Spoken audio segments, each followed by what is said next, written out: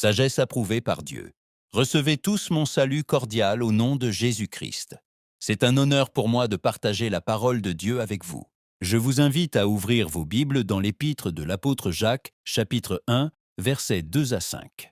Mes frères, regardez comme un sujet de joie complète les diverses épreuves auxquelles vous pouvez être exposés, sachant que l'épreuve de votre foi produit la persévérance. Mais il faut que la persévérance accomplisse parfaitement son œuvre, afin que vous soyez parfaits et accomplis, sans faillir en rien.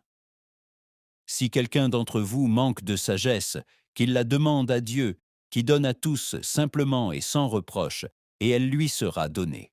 Cette parole a été écrite par l'apôtre Jacques à des croyants confrontés à de réelles difficultés. Il n'a pas parlé depuis le confort, mais depuis la vérité. Il a enseigné que les épreuves ne détruisent pas la foi, mais qu'elles la façonnent, et que la persévérance fait partie du processus que Dieu utilise pour faire mûrir le croyant. Jacques a clairement montré que la sagesse ne s'improvise pas et ne se revendique pas.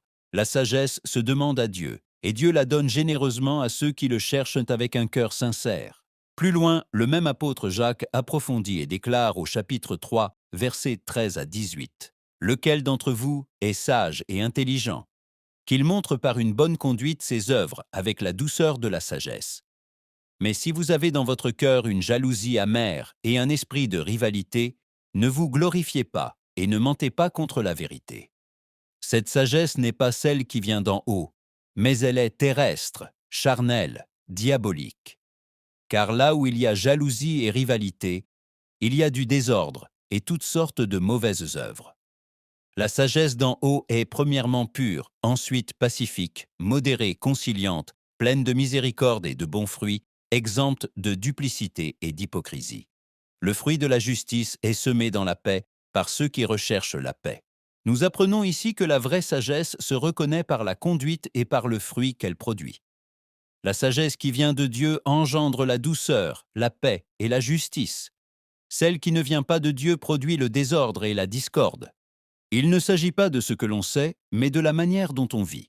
Aujourd'hui, Dieu nous appelle à demander la sagesse, à la recevoir avec humilité et à la manifester par une vie transformée. La sagesse qui descend d'en haut soutient dans les épreuves, façonne le caractère et guide chaque pas selon la volonté de Dieu. L'écho de la voix de Dieu.